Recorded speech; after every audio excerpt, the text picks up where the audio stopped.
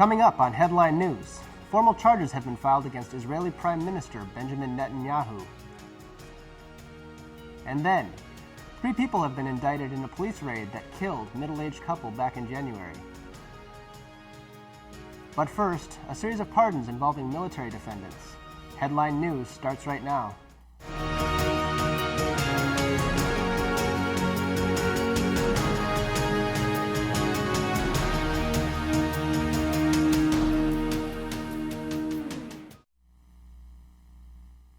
Hi, thank you for joining us on Headline News. My name is Spence McGrath, and today is Thursday, November 21st, 2019. President Trump has been involved in a series of pardons involving military defendants. The pardons raise questions about command influence in the UCMJ proceedings. One case involved a pardon of Chief Petty Officer Ed Gallagher, who was acquitted on war crimes charges but convicted of a lesser charge of posing in photos with the deceased combatants.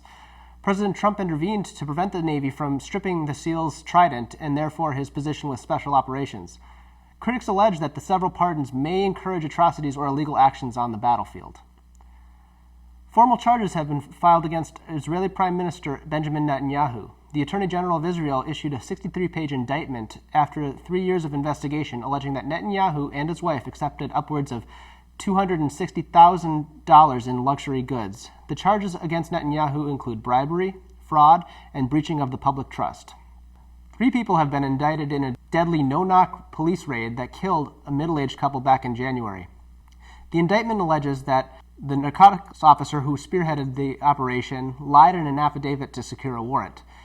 The head officer was already charged with murder in connection to the raid, as well as a violation of the Fourth Amendment's rights under the color of law. 2 other officers have been charged with falsifying records, obstruction of justice, tampering with a governmental record, and as police continue to struggle in furnishing a probable cause for the raid, the potential consequences range from years in prison to the death penalty.